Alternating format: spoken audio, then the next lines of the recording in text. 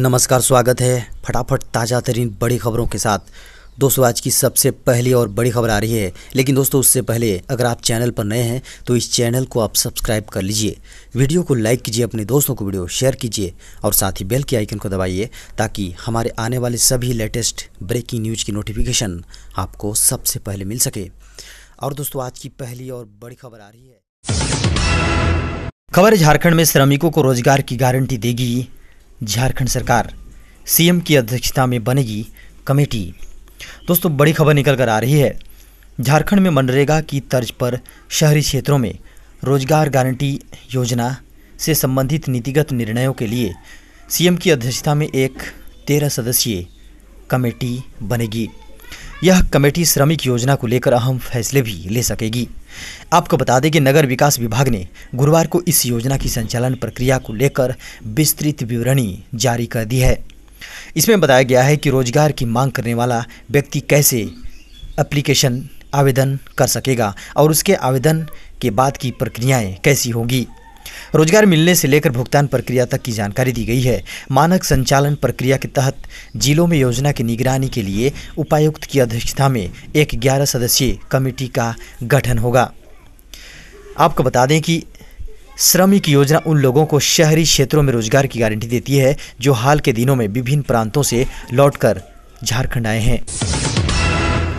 खबर है, राफेल के वायुसेना में शामिल होने पर MS धोनी ने ट्विटर पर दी बधाई।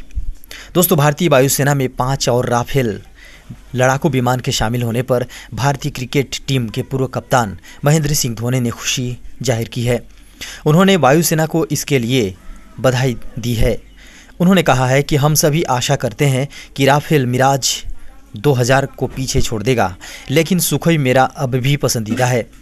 धोनी ने पिछले महीने अंतर्राष्ट्रीय क्रिकेट को अलविदा कहा था। वे इन दिनों IPL के लिए दुबई में है और वे चेन्नई सुपर किंग्स के कप्तान हैं। आपको बता दें कि महेंद्र सिंह धोनी ने गुरुवार को 2 ट्वीट किया, जिसमें उन्होंने लिखा कि वायुसेना के गोल्डन एरो स्क्वाड्रन में राफेल के शामिल होने पर बधाई। हम सभी आशा करते हैं कि राफेल मिराज 2000 को पीछे छोड़ देगा, लेकिन सुखोई मेरा अब भी पसंदीदा है और अब लड़ाकों को डॉग फाइट के लिए एक और नया लक्ष्य मिल गया है। उन्होंने दूसरे ट्वीट में लिखा कि फाइनल इंडक्शन सेरेमनी के साथ दुनिया के सर्वश्रेष्ठ 4.5 जनरेशन के लड़ाकू विमान को दुनिया के सर्वश्रेष्ठ फाइटर पायलट मिलते हैं। हमारे काबिल पायलटों के हाथों और भारतीय वायुसेना के अलग अलग विमानों के बीच इस विमान की ताकत और ज़्यादा बढ़ेगी। दोस्तों, एक और बड़ी खबर निकल कर आ रही है, पूरा वीडियो अंत तक जरूर देखिएगा। जी हाँ दोस्तों, लालू यादव की जमानत याचिका पर सुनवाई टल गई है। कोर्ट ने कहा आधी सजा पूरी होने अभी 26 दिन बाकी।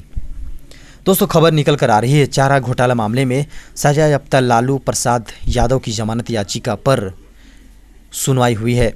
इस दौरान कोर्ट ने कहा कि चाईबासा मामले में आधी सजा पूरी होने में अभी 26 दिन का वक्त बाकी है। ऐसे में कोर्ट ने मामले की अगली सुनवाई के लिए 9 अक्टूबर की तारीख तय की है।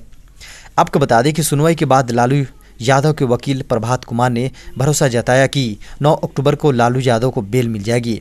आपको बता दें कि झारखंड हाईकोर्ट में लालू यादव की ओर से चाईबासा कोषागार से जुड़े मामले में जमानत के लिए याचिका दाखिल की गई है। जमानत याचिका में लालू प्रसाद की ओर से आधी सजा काट लेने का हवाला दिया गया है। CBI कोर्ट ने चाईबासा केस में 5 वर्ष की सजा सुनाई थी। खबर है, डाक विभाग ने देश के ग्रामीण क्षेत्रों में प्रमुख डाक योजनाओं को देश के सभी हिस्सों में पहुंचाने के लिए 5 स्टार गांवों के नाम से एक योजना शुरू की है। यह योजना विशेष रूप से सुदूरवर्ती गांवों में जन जागरूकता और डाक उत्पादों और सेवाओं तक पहुंचने की खाई को पाटने का प्रयास करेगी। 5 स्टार गांवों की योजना के तहत सभी डाक उत्पादों और सेवाओं को ग्रामीण स्तर पर उपलब्ध कराया जाएगा। शाखा कार्यालय ग्रामीणों की सभी संबंधित जरूरतों को पूरा करने के लिए वन स्टॉप शॉप के रूप में कार्य करेंगे। आपको बता दें कि इसके तहत बचत बैंक खाते, आवर्ती जमा खाते, NSC KVP प्रमाण पत्र, सुकन्या समृद्धि खाते, PPF खाते, वित्त पोषित डाकघर बचत खाता, भारतीय डाक पेमेंट बैंक खाते, पोस्टल लाइफ इंश्योरेंस पॉलिसी, ग्रामीण डाक जीवन बीमा पॉलिसी और प्रधानमंत्री सुरक्षा बीमा योजना खाता, प्रधानमंत्री जीवन ज्योति बीमा योजना खाता, इन सभी की जिम्मेदारी पोस्टल पर होगी। जी हां, अब कोई गांव उपरोक्त सूची में से 4 योजनाओं के लिए सार्वभौमिक कवरेज प्राप्त कर सकता है। और इसके लिए उस गांव को 4 स्टार दर्जा मिल जाएगा। दोस्तों बड़ी खबर निकल कर आ रही है, मनरेगा कर्मियों की काम के दौरान मौत होने पर परिवार को मिलेंगे 5 लाख रुपए 5 लाख रुपए। जी हाँ दोस्तों, खबर बड़ी निकल कर आ रही है। जी हाँ, झारखंड के मनरेगा कर्मी अब कर्मचारी भविष्य निधि यानी कि EPF से जुड़ेंगे। इसके अलावा काम के दौरान दुर्घटना से मौत होने पर उसके परिजनों को सहायता के तौर पर 5 लाख रुपए दिए जाएंगे।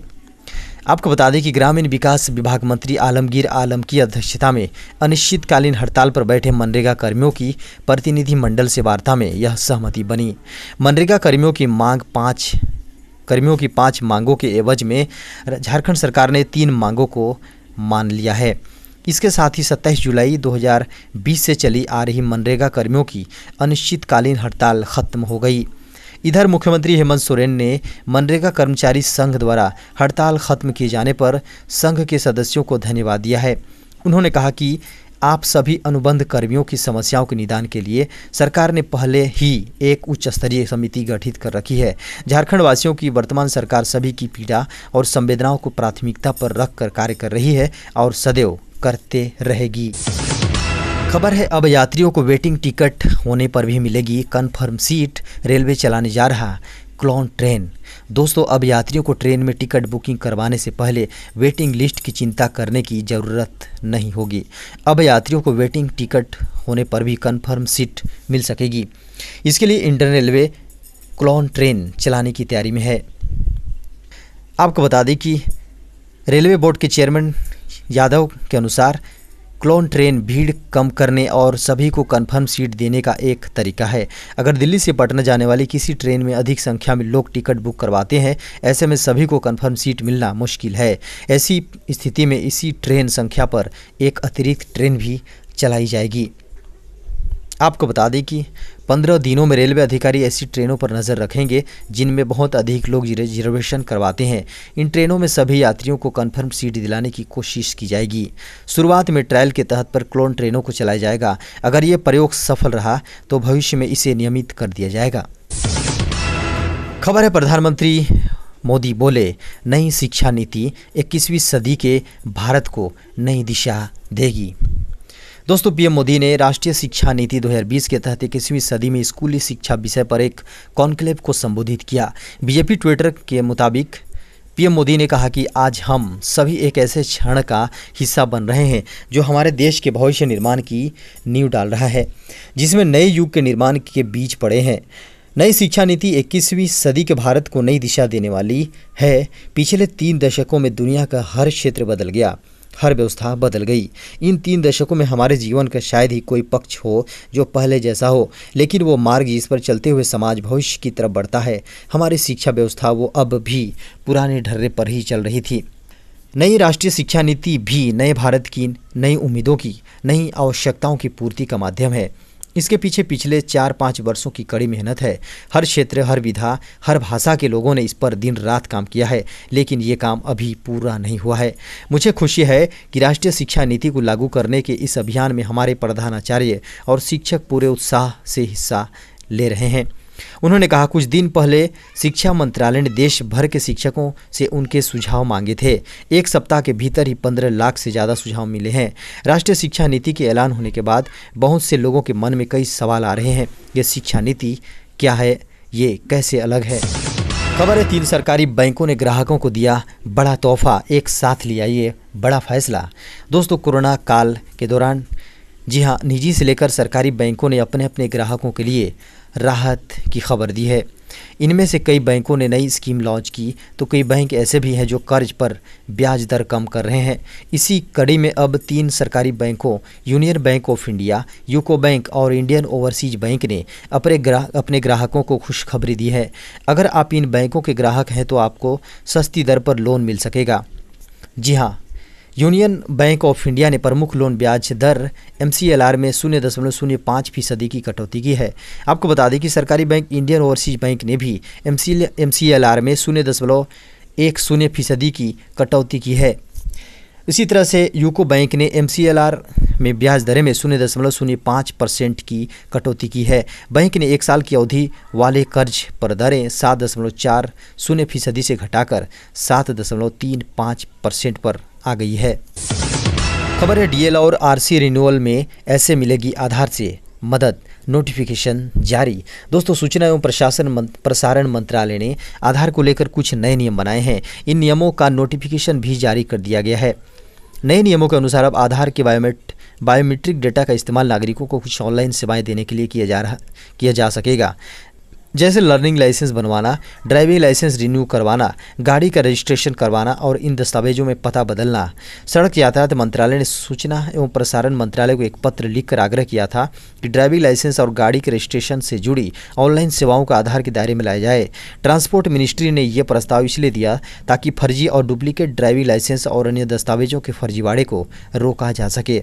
इससे लोगों को बिना ऑफिस विजिट किए ही सुविधाएं मिल सकेंगी। पिछले ही साल जुलाई में सरकार ने आधार एक्ट में संशोधन किया था और आधार को आइडेंटिटी प्रूफ के तौर पर इस्तेमाल करने को स्वैच्छिक बनाया था। वहीं पिछले ही महीने सूचना एवं प्रसारण नए नियम लाया, जिनके तहत केंद्र और राज्य सरकार से प्रस्ताव तैयार करने को कहे गए कि वह किन कामों के लिए आधार वेरिफिकेशन चाहते हैं।